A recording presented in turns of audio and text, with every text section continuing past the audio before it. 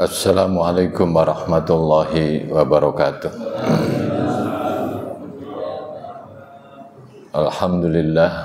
Alhamdulillahilladzi la yakhfa alaihi syai'un fil ardi wala fis sama'. Asyhadu an la ilaha illallah wahdahu la syarika lahu fil dzati was sifati wal af'ali wal asma'. Wa asyhadu anna Muhammadan abduhu wa rasuluhul murtada. Allahumma salli wa sallim ala Sayyidina Muhammadin nabiyir rahmati wal huda wa ala alihi wa ashabihi wa dzurriyyatihi wa man ihtada. Amma ba'du, sesepuh dan bapak-bapak yang dimuliakan Allah, alhamdulillah kita bersyukur kehadirat Allah Subhanahu wa taala atas berbagai limpahan karunia nikmat yang Allah anugerahkan kepada kita.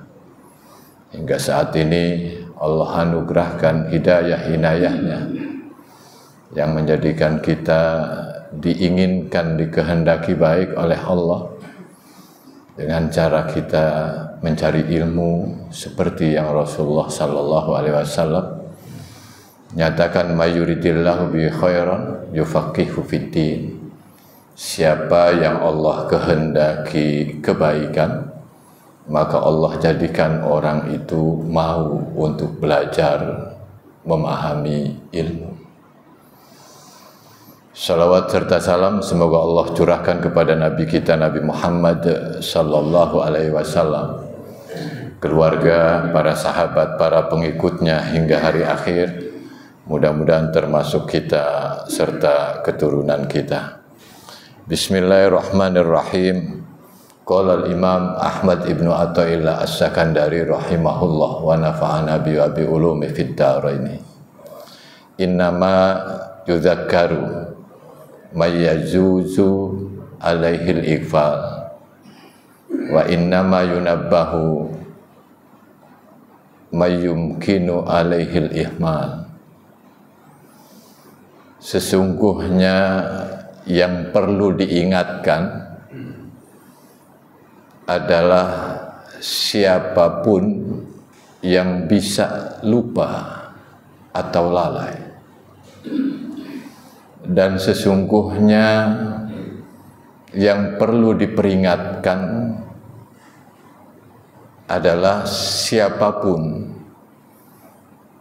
yang mungkin teledor atau abai. Itulah terjemahan hikmah yang akan kita kaji malam ini. Kalau orang itu lalai, diingatkan. Siapapun yang lalai pada dirinya perlu diingatkan. Siapapun yang teledor abai perlu ditegur, diperingatkan.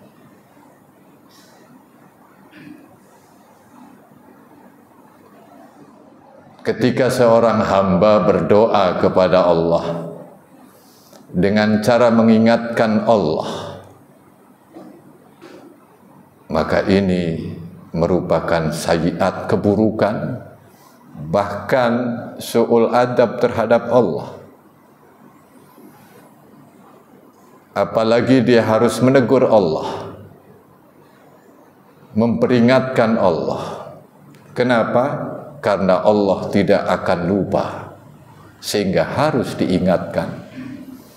Allah tidak akan abai, sehingga harus ditegur, diperingatkan. Betapa ungkapan kebijaksanaan Syekh Ibnu Athaillah ini merekam kondisi sebagian orang-orang Islam, kejiwaan dia yang mendera karena ada persoalan yang sederhana maupun persoalan yang akut. Jadi orang beriman ketika didera dengan permasalahan, maka saat itu bisa muncul kondisi doanya itu mengingatkan Allah kondisi doanya itu menegur Allah.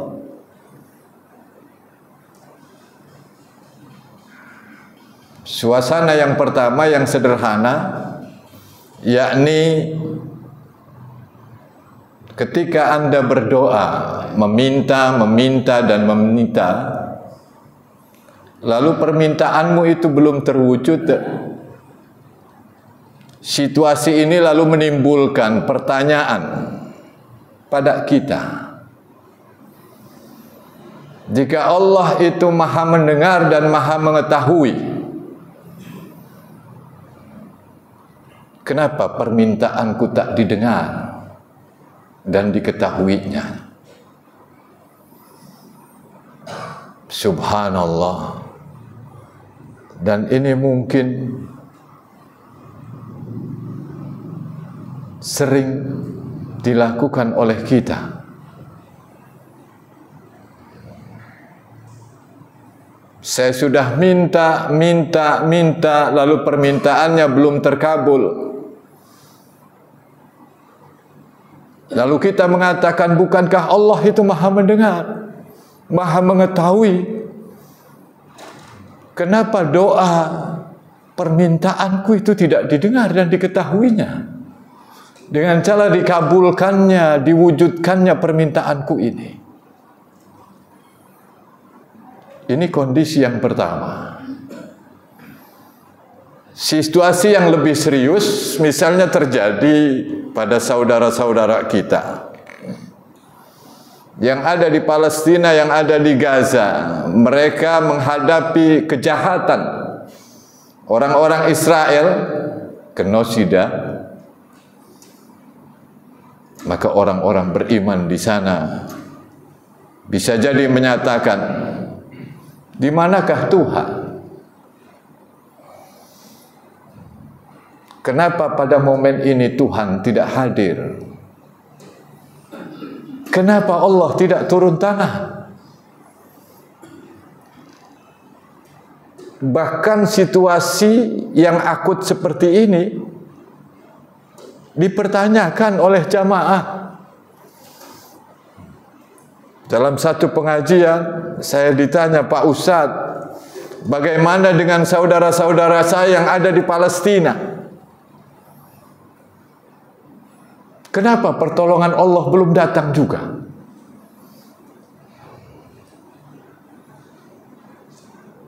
Mata Nasrullah, kapan pertolongan Allah itu datang? Di manakah dia? Kenapa dia tidak turun tangan?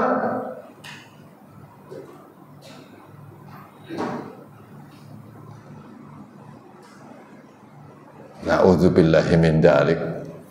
Meskipun pertanyaan-pertanyaan ini bisa jadi dalam kondisi tertentu sah-sah saja, tapi sesungguhnya su'ul adab kepada Allah. Karena itu Syekh Ibnu Athaillah, ungkapan kebijaksanaannya ini, bahwa Allah tidak akan lupa. Kalaupun berdoa, kalian jangan mengingatkan Allah, jangan menegur Allah.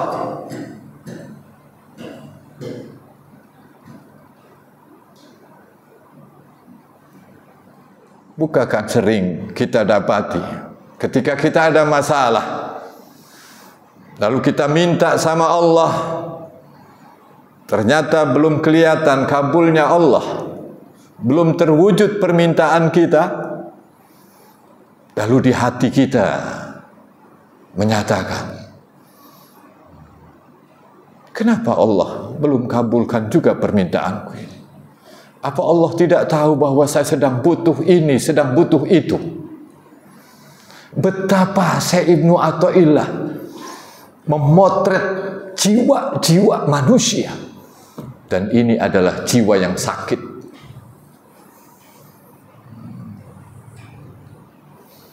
Sehingga banyak orang menyatakan hikam itu, dia adalah seperti memotret kehidupan, memotret keberadaan kita. Di antaranya adalah pada posisi ketika kita berdoa, tidak jarang kita Meminta itu kemudian ngebergusuh. Apa ngebergusuh itu? Kita minta segera.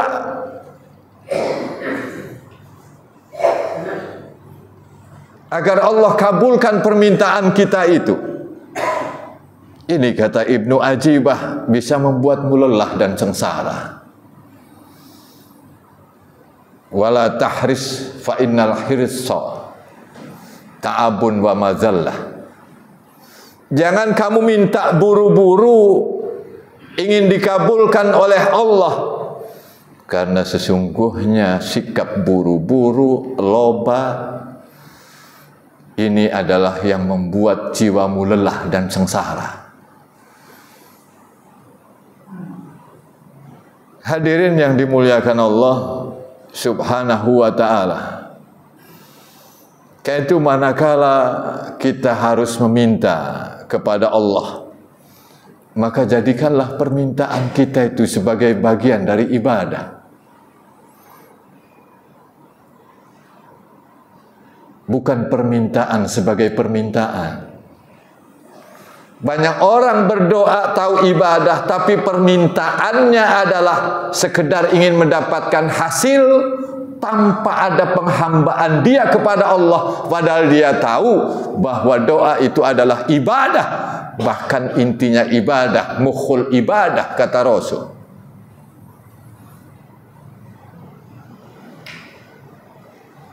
Karena orang yang seperti ini permintaannya mutlak utilian, hanya ingin mendapatkan hasil. Bukan dibarengi dengan penghambaan dia. Ketika dirinya ngaku sebagai hamba, maka saat itu ketika berdoa, dia hadapkan dirinya adalah patut yang mendapatkan azab Allah, murka Allah karena banyak kekurangan, banyak kesalahan pada saat kita berdoa. Lalu kita minta kepada Allah ampunannya, dan kita minta dengan rahmatnya agar Allah beri apa yang kita minta. Dengan ridhonya kita ketuk pintu-pintu asma Allah itu. Baru orang yang seperti ini doanya adalah sebagai bagian daripada ibadah. Walillahil asmaul husna fad'uhu biha. Allah itu memiliki nama-nama yang bagus, asmaul husna. Berdoalah dengan asmaul husna itu. Ya Rahman, Ya Rahim, Ya Malik, Ya Kudus, Ya Salam, Ya Mukmin, Ya Muhaimin, Ya Aziz, terus Ya Jabbar, Ya Mutakabbir, Ya Khaliq, Ya Bari. Dia sebutkan sifat-sifat keagungan Allah, sifat-sifat kesempurnaan Allah pada saat dia mau berdoa.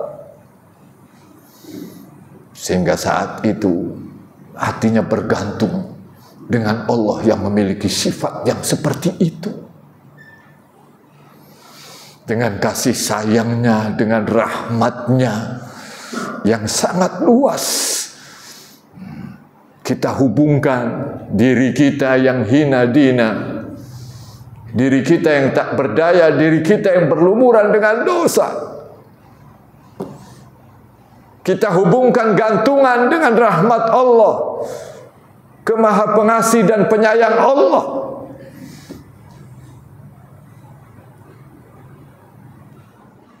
Agar mengabulkan permohonan kita. Baru ini permintaan bagian daripada ibadah dalam doa itu. Bukan minta sekedar untuk hasil.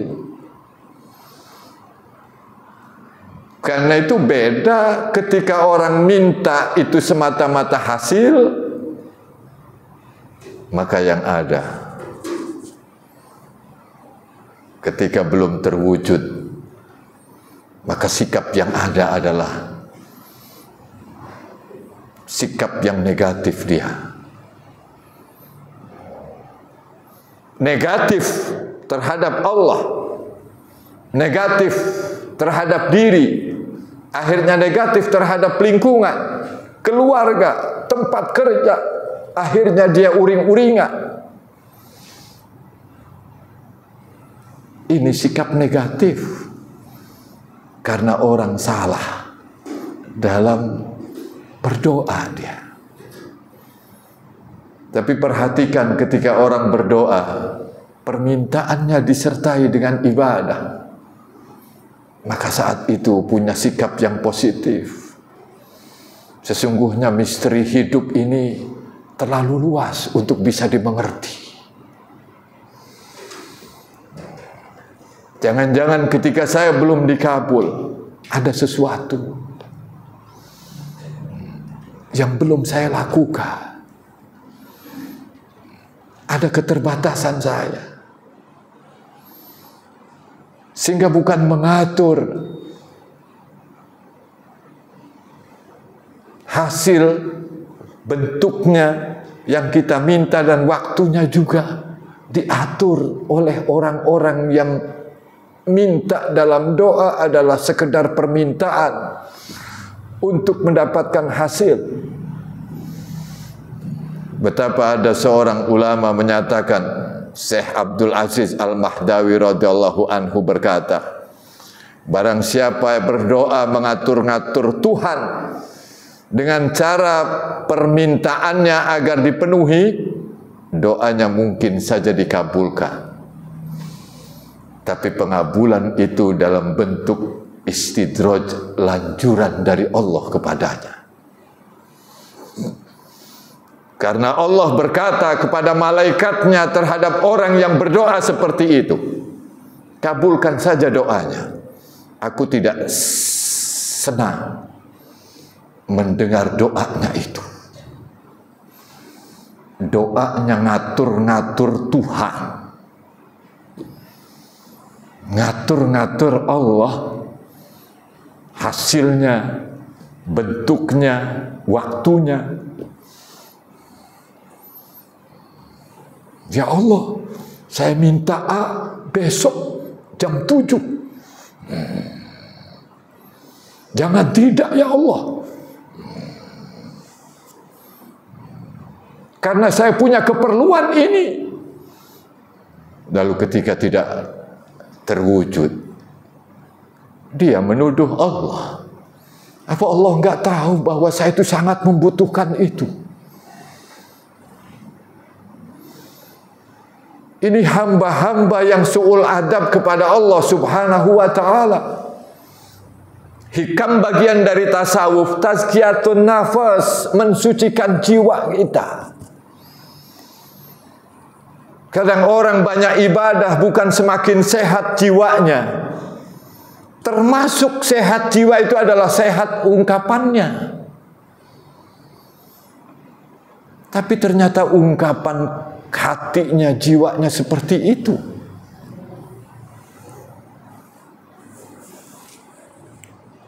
Sehingga kata Allah enggak suka terhadap orang-orang yang ngatur itu. Iqdi hajatah, kabulkan permohonannya. Saya tidak senang mendengar doanya itu. Saya tidak senang mendengar permintaannya itu. Dikabulkan, tapi bukan dengan ridhonya, dikabulkan dengan istidraj, lanjuran dari Allah subhanahu wa ta'ala. Na'udzubillahi min dalik. Ketika kita berdoa seperti itu, dan insya Allah dengan ngaji, maka kita kemudian tahu, oh iya ya, pengajian hikam itu menyatakan, astagfirullahaladzim, kok saya ngatur Allah? Kok saya mengingatkan Allah? Ya Allah, enggak. Kalaupun saya sampaikan hajatku kepadamu ya Allah, kami serahkan kepada kekuasaanmu, rahmatmu yang sangat luas.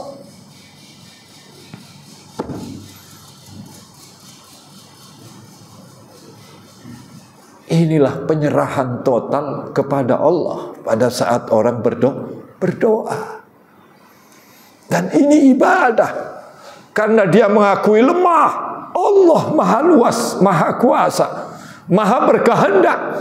Kehendaknya yang besar tidak mungkin dikalahkan oleh kehendak kita yang kecil. Kita itu kecil, punya kehendak kecil. Allah maha besar, punya kehendak besar. Mana mungkin kehendak kecil kita bisa mengalahkan kehendak besar Allah Subhanahu wa ta'ala.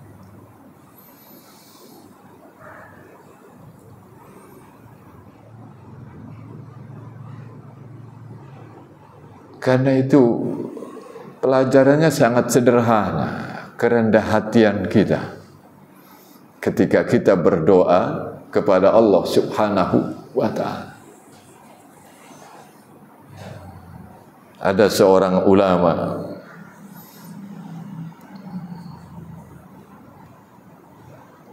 menyatakan, wa qala ba'duhum ma sa'altullah ta'ala bilisani syai'an mundu khamsina sa'alah. Sebagian ulama menyatakan, saya tidak pernah meminta apapun kepada Allah sejak 50 tahun ini. Dia enggak pernah minta. Yang ada adalah zikir. Tapi ini level orang-orang yang kenal Allah. Dan kita ingin naik ke sana sebenarnya. Jangan pada saat zikir kita ngegerunak di sini. Kayaknya nggak puas nih, nggak minta. Karena makom kita, level kita masih di level minta, tapi jangan pernah permintaan itu sekedar permintaan untuk hasil, tapi permintaan kita itu dilandasi ibadah. Maka jadilah doa kita itu ibadah. Wala uridu an ad'u wala ayyadda'i yali. Saya tidak ingin untuk berdoa dan saya juga tidak ingin orang lain mendoakan saya. Ini sebagian ulama menyatakan sampai segitunya.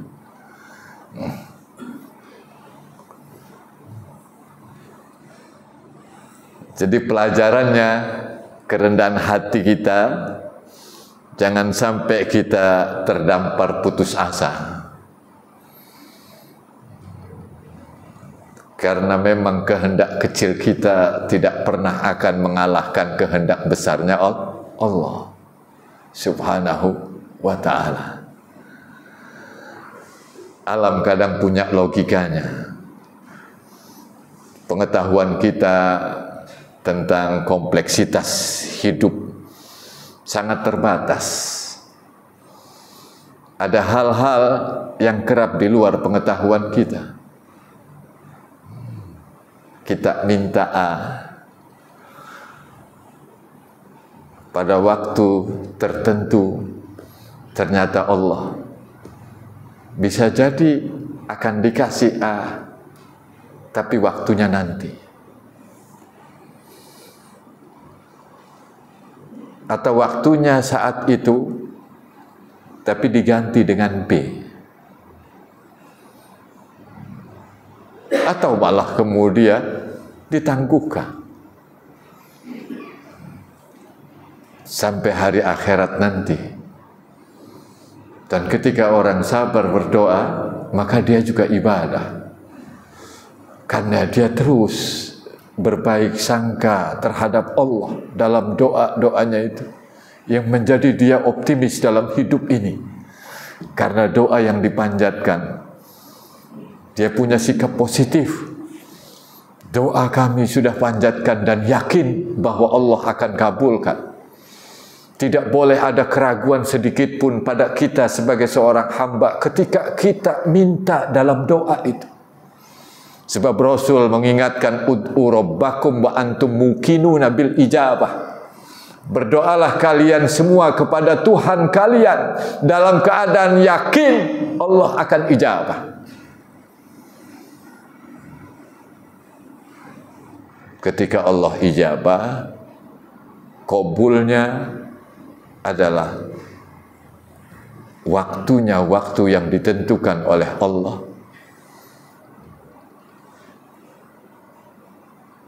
Dan kehendak Dia memberikan apa terhadap kita.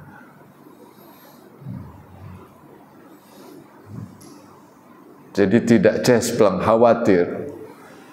Makanya orang-orang yang kenal Allah Subhanahu wa Ta'ala, ketika doa itu langsung ijabah, mereka itu ngeri. Khawatir ini istidraj. Kalau kita kebanyakan senang, doa dikabul lagi, doa dikabul lagi, doa dikabul lagi. Senangnya luar biasa. Orang yang kenal Allah, mereka ketika berdoa dikabul terus itu ngeri. Bahkan ketika tidak dikabul, dia bangga bahwa ternyata memang Allah itu hebat, tidak diatur oleh seorang hambanya. Sampai pada pemahaman yang seperti itu pada diri orang-orang yang kenal Allah. Bahwa Allah tidak bisa diintervensi dengan siapapun. Kehendaknya ketika mau memberi itu bukan kehendakku. Kalaupun Allah kasih, sesungguhnya bukan karena doa kita, tapi karena ketentuan Allah. Awas ngangkat-ngangkat jari, ini nomor, khawatir ini pas lagi pemilihan ya. Enggak ada hubungannya.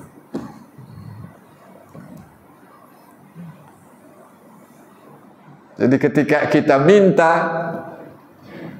Allah tidak kasih, maka saat itu semakin mantap orang yang kenal Allah. Betul, Engkau Tuhan kami ya Allah. Begitu perkasanya Engkau ya Allah. Begitu hebatnya Engkau ya Allah. Dan ketika dikabul, dia hanya syukur bahwa ini rahmatnya, bukan berdasarkan doanya. Allah sejak zaman azali sudah tentukan, dan ini termaktub di dalam Al-Quran, bagaimana orang yang akan dikabul oleh Allah Subhanahu wa Ta'ala. Ketentuannya sudah duluan. Ketika orang berdoa, ternyata dalam pandangan Allah dia sesuai dengan ketentuan, maka sesungguhnya Allah mengijabah karena berdasarkan ketentuannya, bukan berdasarkan doa itu. Artinya doanya sudah memenuhi ketentuan Allah. Sama seperti seorang ayah ketika dia nyatakan terhadap anaknya, "Nak, kalau kamu bisa melakukan ini, bisa melakukan itu, maka engkau akan dapat hadiah." Nah, ini sudah ditentukan dari awal. Hadiah itu akan diberikan kalau sesuai dengan ketentuan ini. Siapa yang menentukan itu? Seorang ayah. Siapa yang memberi? Seorang ayah kepada anak-anaknya. Dia diikat dengan ketentuannya. Lalu anak melakukan sesuatu yang sesuai dengan syarat-syarat ketentuan ayah. Maka ketika diberinya itu karena sesuai dengan ketentuan. Jadi Allah berdasarkan ketentuannya. Manusia, ayah berdasarkan ketentuannya tadi. Dan kita terbatas. Menurut kita seolah-olah sudah terpenuhi. Padahal masih ada yang belum dipenuhi oleh kita. Sehingga ada pernyataan, kalau permintaanmu itu belum dikabulkan, jangan pernah tanya Allah itu. Tapi tanyalah dirimu sendiri. Apa yang kurang pada diri saya yang menyebabkan Allah belum berikan sesuatu itu kepada saya? Apa ibadah yang belum kami lakukan? Apa kondisi-kondisi hati saya yang belum saya ikutkan dalam saat ibadah saya, yang menjadikan doa-doa saya itu belum terwujud? Dia menyalahkan diri sendiri, bukan menyalahkan Allah Subhanahu wa ta'ala. Karena Allah itu la yus'alu amma yaf'al wa hum yus'alun. Allah tidak pernah bisa ditanya tentang apapun yang dilakukannya, tapi manusia itu sendiri yang mesti ditanya. Allah nyatakan di dalam Al-Quran yang seperti itu. Dan Allah maha suci dari kelalaian, sehingga harus diingatkan, wa ma'allahu bighafilin amma ta'malun. Kata-kata bighafilin ini Syekh Ibnu Athaillah menyatakan ighfal. Yang perlu diingatkan itu orang yang ighfal, yang lalai, yang lupa. Allah tegaskan di dalam Al-Quran, wa ma'allahu bighafilin amma ta'malun. Allah tidak pernah lupa, lalai terhadap apa yang kamu lakukan. Apakah Allah kemudian harus ihmal sehingga dia diperingatkan, teledor, abai?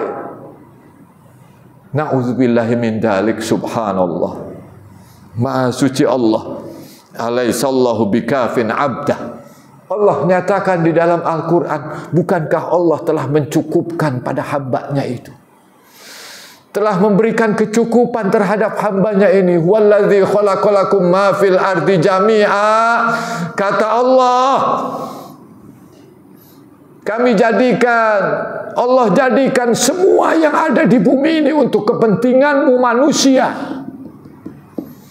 Tidak ada satupun di dunia ini, di bumi ini, kecuali adalah untuk kepentingan kita. Betapa Allah cukupkan kebutuhan kita, Allah cukupkan keperluan kita.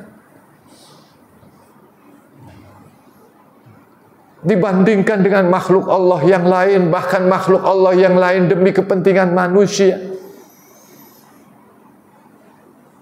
Ada batu-batuan, ada mineral, sehingga nanti ada batu itu menjadi emas, berubah menjadi intan berlian. Manusia yang mengolahnya demi kepentingan manusia. Ada tumbuhan, ada pohon buah-buahannya, sayur-sayurannya, silahkan ambil. Ada hewan yang disembelih, yang dimakan, yang dipakai untuk kendaraan, yang kemudian bisa diminum air susunya oleh kita. Semuanya itu adalah Allah ciptakan untuk kepentingan kita. Alaihissallahu bikafin abdah. Bukankah Allah telah mencukupkan pada hambanya itu, telah memberikan kecukupan, tidak kurang sedikit pun. Sehingga ketika orang syukur kepada Allah sejak akil balik, meskipun dia rajin ibadah sampai akhir hayat hidup dia tidak mampu untuk mensyukuri nikmat Allah yang tiada terhitung itu. Ini ceritanya ketika orang ibadah terus kepada Allah Subhanahu wa ta'ala.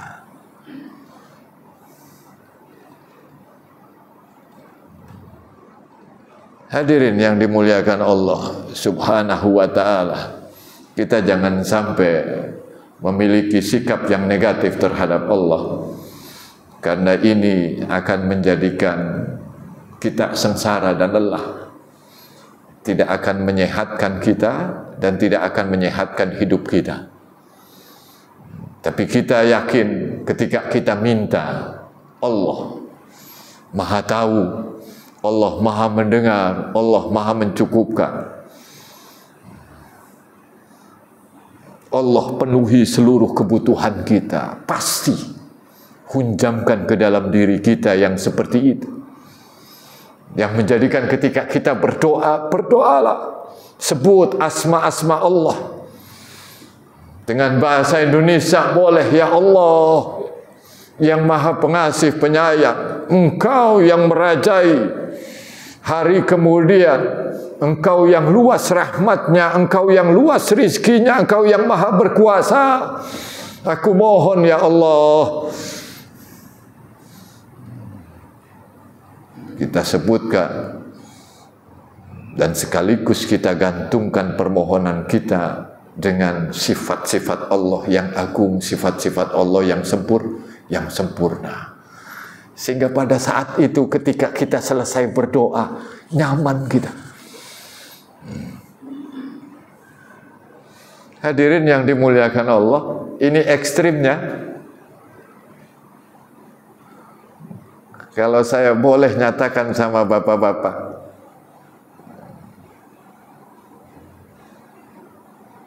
ada penafsiran ekstrim karena Allah tidak pernah lupa, Allah itu tidak pernah lalai, tidak pernah abai. Maka mestinya ketika seseorang berdoa sekali, cukup sekali, besok doa yang lain. Karena ketika ngulang seolah-olah mengingatkan Allah. Khawatir Allahnya lupa terhadap permintaannya itu.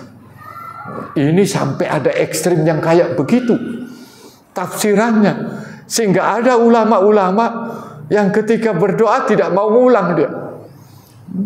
Akhirnya karena tidak mau ngulang, sementara doanya sudah diminta semua, tidak muncul doanya. Yang ada adalah zikir. Mau minta A sudah disebut kemarin, mau minta B lusa yang lalu sudah 2 hari yang lalu saya sudah sebut. Ya Allah, ya Allah, ya Allah, ya Allah, ya Allah aja tidak muncul.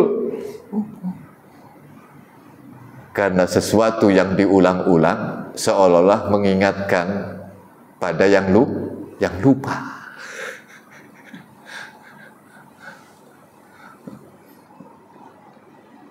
Yang dibacakan diulang-ulang seolah-olah memperingatkan yang lalai. Allah tidak lupa dan tidak lalai. Sampai segitunya dalamnya. Saya tadinya tidak mau nyebut itu ya, khawatir orang salah paham. Ini saking dalamnya orang memahami dan maknanya seperti itu. Dayaknya seorang istri ketika minta terhadap suaminya, kita sebagai suaminya mintanya, Pak, jangan lupa ya, setiap bulannya minta ini. Sudah disiapkan oleh suaminya. Ternyata besoknya, Pak, jangan lupa. Ini sudah disiapkan, main diucapkan lagi. Pakai diulang-ulang lagi. Kira-kira tersinggung nggak bapak-bapak? Lah kalau sama Allah, Allah tidak tersinggung tahu hambanya yang taksir kekurangan begitu. Cuma belajarlah berbaik adab terhadap Allah, jangan su'ul adab. Kalaupun tadi mengulang, yang kita ulang adalah lebih banyak asma-asmanya Allah subhanahu wa ta'ala. Kalaupun kita minta, gantungkan pada sifat-sifat Allah itu. Sehingga yang ada Allah maha besarnya, Allah maha kuasanya, Allah maha berkehendaknya. Maka permintaan kita tenggelamkan di sana. Sehingga yang ada pada kita Allah maha berkehendak, yakin bahwa doa saya diijabah. Persoalan waktu Allah yang tahu waktu yang terbaik. Persoalan hasil Allah yang tahu memberi apa yang terbaik buat kita. Karena kita itu terbatas melihat kebaikan itu. Sementara Allah tahu yang lalu, saat ini, yang akan datang, karena semuanya ada dalam genggaman Allah dan Allah lah yang membuat waktu. Tapi manusia tidak tahu sesuatu yang akan datang. Wa asa an takrahu syai'an wa huwa khairul lakum wa asa an tuhibbu syai'an wa huwa syarrul lakum. Boleh jadi kamu membenci sesuatu padahal menurut Allah adalah baik. Boleh jadi kamu mencintai sesuatu padahal menurut Allah buruk. Ini Allah ingatkan kepada kita agar kita kerendahan hati ya. Ini doa sebagai petanda sikap kerendahan hati kita kepada Allah Subhanahu wa ta'ala. Nah, orang yang beriman adalah orang yang rendah hati. Syekh Ibnu Athaillah bukan melarang doa. Tapi kalaupun doa, jangan ngajari Allah. Jangan mengingatkan Allah. Jangan menegur Allah. Karena Allah itu tidak lupa, Allah itu tidak abai, Allah itu tidak teledor. Atur suasana hati kita ketika kita sudah mendapatkan ungkapan kebijaksanaan Syekh Ibnu Athaillah yang dasarnya adalah Al-Quran dan As-Sunnah. Bukan kemudian melarang orang berdoa. Awas. Lagi-lagi perlu saya ingatkan. Karena nanti ini adalah bidikan seolah-olah melanggar syariat. Syariat memerintahkan doa. Syekh Ibnu Athaillah melarang doa. Bukan.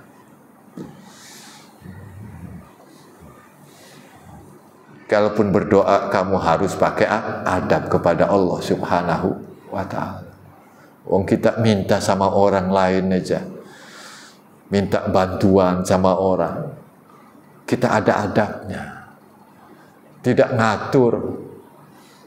Tolong Pak, saya minta ini ya Pak, besok ya Pak. Waduh, kata orang itu, yang punya siapa? Saya apa Bapak dalam hatinya? Kok orang ini kurang adab sekali. Ini pada sesama manusia.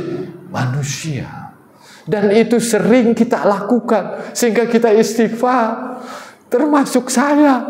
Bapak-bapak, hadirin semua, sering sekali ada semacam tuduhan pada kita.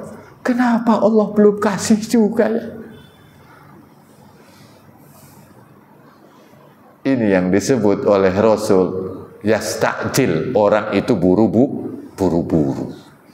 Allah tidak akan pernah kabulkan doa orang itu selagi orang itu minta buru-buru. Apa ini maksud buru-buru itu ya Rasulullah?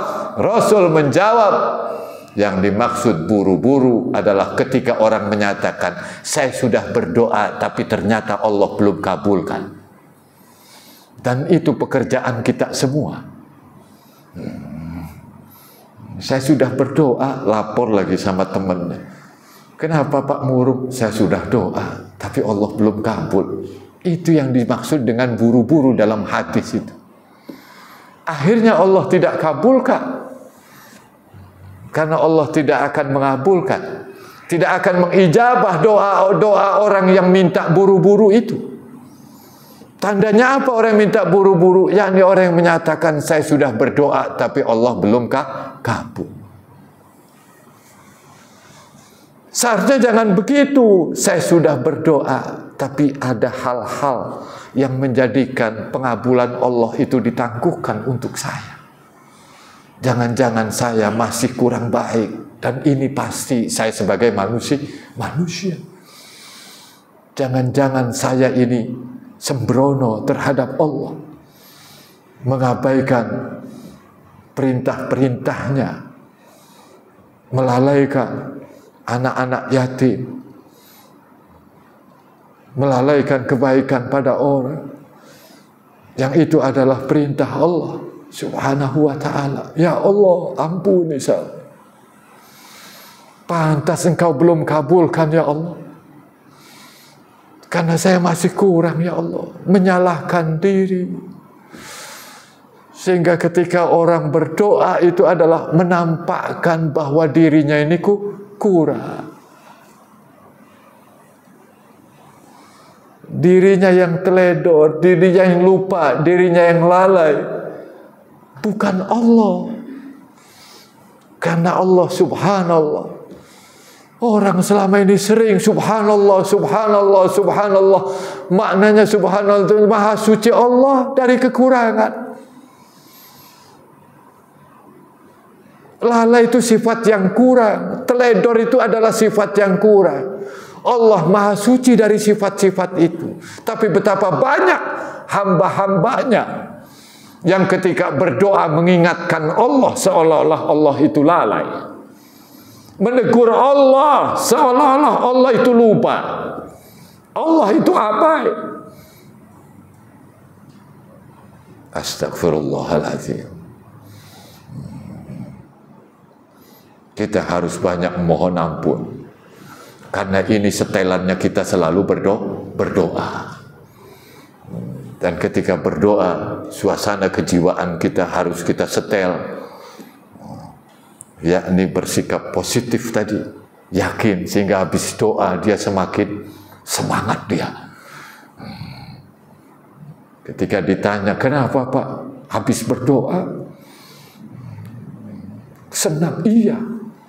Dengan karunia dan rahmat Allah, pasti Allah akan kabulkan. Bapak yakin? Yakin. Kapan waktunya? Allah yang tahu waktu yang terbaik. Memang Bapak minta apa? Minta A. Tapi Allah pilihkan yang terbaik buat saya. Kelihatannya gampang diucapkan, tapi perlu kita terus belajar. Inilah hikmah kebijaksanaan dari seorang waliullah, kekasih Allah, Syekh Ibnu Athaillah di dalam kitabnya Al-Hikam Al-Athaiyah ini. Memotret jiwa-jiwa manusia, jiwa-jiwa orang Islam yang ketika berdoa itu pasti pernah mengalami yang seperti itu. Dan mudah-mudahan dengan saat ini diungkapkan tentang jangan sampai kita mengingatkan Allah, karena Allah tidak pernah akan lupa. Maka doa yang kita panjatkan, kita berbaik sangka kepada Allah subhanahu wa ta'ala. Jangan sampai lawannya, yakni lawannya hanya satu, yakni berburuk sangka kita. Sikap baik sangka ini insya Allah ya, yang membuat kita hidup ini terus kita selalu menjadi hamba Allah subhanahu wa ta'ala, menyandarkan diri kita bahwa kita tidak bisa mengatasi keadaan ini dengan diri sendiri, sehingga kita mohon sama Allah, Rabbi la takilni ila nafsi tarfata'in. Ya Allah, jangan biarkan aku mengurus diriku, mengurus keluargaku, mengurus pekerjaanku, mengurus bawahanku, mengurus jamaahku, mengurus muridku, mengurus mahasiswaku sendirian ya Allah, tanpa bantuanmu. Jangan sampai ya Allah Engkau serahkan aku mengurus semuanya itu sendirian tanpa bantuanmu.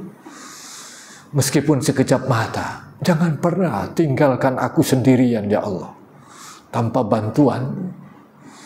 Walaupun torfata ain, sekejap mata, artinya bantu saya ya Allah. Jangan pernah tinggalkan aku barang sekejap mata pun tanpa bantuanmu. Wa aslih lana sya'nana kullahu la ilaha illa anta. Perbaiki seluruh perbuatanku, karena sesungguhnya tidak ada Tuhan selain Engkau. Hadirin yang dimuliakan Allah, sehingga hikmah ini kita akhirnya akan bersungguh-sungguh dalam doa itu, yakni murni yang disertai dengan ikhtiar. Doa yang beneran, yang menambah kita giat bekerja. Doa yang benar-benar doa ialah yang membuat kita memiliki sikap positif dan optimis dalam hidup ini. Setelah itu kita makin giat bekerja dan mengusahakan yang terbaik dalam kehidupan kita. Nah, doa yang sebenarnya doa adalah doa yang menginjeksikan semangat di hidup, seperti minuman suplemen pada kita. Mudah-mudahan Allah Subhanahu wa Ta'ala memberikan kebijaksanaan dari kebijaksanaan Syekh Ibnu Athaillah ini ketika kita berdoa dan kita mohon ampun kepada Allah Subhanahu wa Ta'ala atas doa-doa yang selama ini kita panjatkan, yang mengatur Allah, yang menuduh Allah, yang menyangka Allah. Astagfirullahaladzim. Kita mohon ampun. Mari kita tutup dengan doa kafaratul majlis. Subhanakallahumma bihamdika asyhadu an la ilaha illa anta astaghfiruka wa atubu ilaik. Mohon maaf.